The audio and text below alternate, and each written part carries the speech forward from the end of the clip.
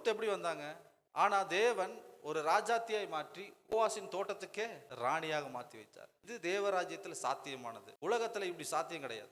என்ன புரிஞ்சுக்கிறோம் அப்படின்னா, இந்த ராஜ்யத்துல வேற மாதிரி நடக்கும். உலகத்துல தேவ ராஜ்யத்துக்கு வந்துட்டா வேற மாதிரி இருக்கும். இப்ப நகோமி அங்க மோவாப்புல இருக்கும்போது ஒண்ணுமே சரியில்லை, கணவன் கூட இறந்துட்டாங்க. மோவாப்பு மேல ஃபுல்லா சாபம் இருந்தனால இங்க இஸ்ரவேல் பெண்ணாகிய நகோமி அங்க போய் மேரேஜ் பண்ணும்போது என்ன நடக்குதுன்னா, அவங்க எல்லாருமே அந்த மோவாப் தேசத்துக்குள்ள போனோன்னு எல்லா சாபங்களா இருக்குது. 2 மகன்கள், கணவன் எல்லாம் இறந்துட்டாங்க. ஆனா அங்க இருந்த மோவாப்பிய பெண் ரூத்து இந்த ராஜ்யத்துல கனெக்ட் ஆகும்போது என்ன நடக்குதுன்னா, மீண்டும் ஆசீர்வாதங்கள் உயிர் பெற ஆரம்பிக்குது. போவாஸ் என்கிற ராஜா, அவருடைய தோட்டத்துக்கு அதிபதி, இப்ப சிந்த போனதை பிறக்க போனவங்க சிறந்ததை வாங்கிட்டு அநேகரை போஷிக்கிறவர்களா ரூத் மாறிட்டாங்க. இந்த ராஜ்யத்தை நீங்க ஏற்றுக்கொண்டேன்னு வைங்களேன், கிறிஸ்துவுக்குள் நீங்க வந்துட்டீங்கன்னா உங்களுக்கு இப்படி கிரகிக்க முடியாது, நினைக்க முடியாத காரியங்கள்லாம் நடக்க ஆரம்பிச்சு.